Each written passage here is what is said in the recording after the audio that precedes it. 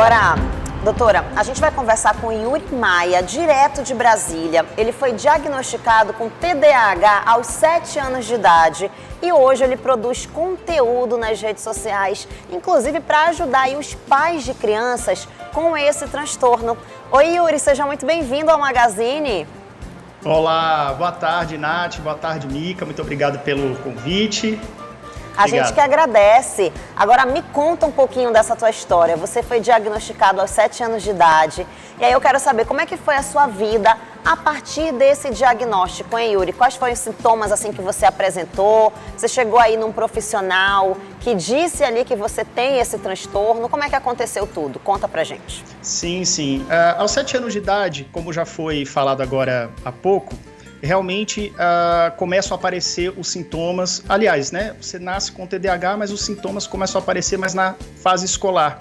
Por quê? No momento que a criança tem que parar de fazer o que ela gosta, trabalhinho, desenho, escrever o nome, para começar a prestar atenção, aprender o alfabeto, ficar quieta, seguir regras, é aí que o TDAH desponta. E aí eu tinha muita dificuldade, não conseguia copiar do quadro, eu me perdia toda hora nos meus pensamentos, nas distrações, ficava desenhando com lápis de cor e por perder o fio da meada, atrapalhava a aula, contava piada, atrapalhava a turma, levantava toda hora para ir no banheiro. Então a escola ela era um tormento, né, nesse momento. E aí a minha mãe, ela foi chamada na escola, ela era chamada quase toda semana, ela foi chamada na escola, me orientaram aí numa neuropsicóloga, fiz vários exames na época e chegou ao diagnóstico do TDAH. Me conta como é que foi na adolescência, Yuri? Piorou ou melhorou e como é que você se relacionava com isso, tendo que desempenhar suas tarefas, que na adolescência fica até mais difícil, já começa a se preparar para um vestibular, a cobrança é maior? Sim, muito maior. A dificuldade principal é você manter o foco, a atenção sustentada, é você seguir processos. Então, o TDAH, ele tem uma coisa que você acaba sendo um procrastinador crônico. Tanto na infância quanto na adolescência, por exemplo, por mais que eu me esforçasse ou me comprometesse com a minha mãe de fazer o dever, às vezes eu sentava 2 horas, abria o livro para fazer a atividade, o dever de casa, dava 6 horas da tarde e não tinha feito uma linha. Então eu ficava naquele processo, beleza, o que vem primeiro? Eu tenho matemática e português, qual que eu começo? Então você tem uma dificuldade de priorizar tarefa.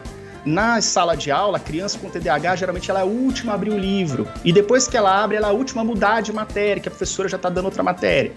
E aí, na adolescência, isso piorou, porque eram mais matérias, eu não estava em tratamento, tá? Meu tratamento eu ia só na psicóloga, mas ele estava incompleto, né?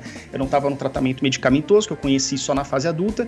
Veio a questão do vestibular, demorei 4 anos no cursinho para conseguir passar na Universidade de Brasília, federal, que graças a Deus passei, mas não acaba aí não. Depois que eu entrei, ainda fiquei mais 8 anos, então de pré-vestibular e o curso superior foram 12 anos dessa saga, né?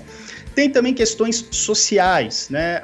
Quem tem TDAH tem uma dificuldade em perceber e seguir regras sociais, né? É como se o simancol da pessoa com TDAH, independente da idade, ele é um pouco desajustado.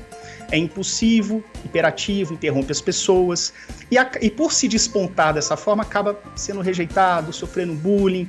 São crianças que tendem a ter uma dificuldade de socialização, adolescentes que podem ter um quadro clínico mesmo da depressão, pode se estender na fase adulta, né? Então realmente são muitas dificuldades que aparecem na vida do estudante, né? Seja na escola, na faculdade ou também na vida profissional também. Agora, Yuri, a gente está vendo aí algumas imagens e você, inclusive, criou um projeto muito interessante para ajudar pais que têm filhos com TDAH. Como é que surgiu essa ideia? Como é que está acontecendo? Conta um pouquinho para a gente.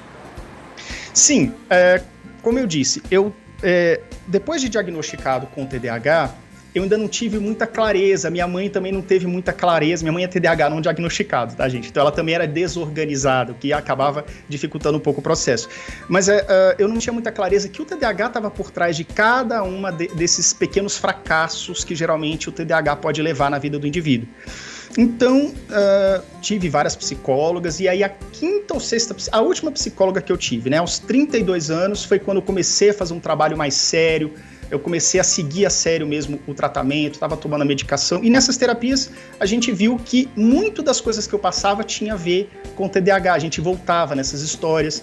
Então, um dia eu falei para ela, no final da consulta, eu falei assim, olha, eu vou abrir minha câmera hoje, eu vou começar a contar minha história sobre TDAH. E ela falou assim, eu tenho certeza que isso vai dar certo, vai lá.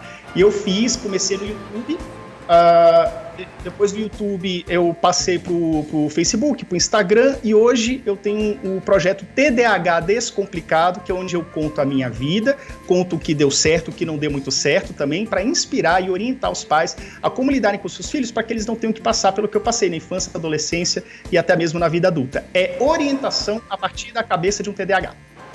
Que bacana, a gente quer muito agradecer, viu, Yuri, a sua participação aqui conosco no Magazine, trazendo um pouquinho também da sua vivência, da sua experiência. Inclusive, você que está em casa acompanhando agora o Magazine, de repente, se quiser nessas orientações do Yuri, tá aqui o contato dele na nossa telinha, tá bom? Tem o Facebook, o Instagram, YouTube, enfim. Tudo isso para você seguir e, é claro, ficar ainda mais por dentro desse assunto. Yuri, muito obrigada. Sucesso aí na sua carreira, na sua vida, tá bom? Um grande beijo. Muito obrigado. Um beijo. Obrigada e boa sorte, Yuri, porque eu acho que isso é um trabalho que a pessoa vai para a vida inteira, né? Exatamente.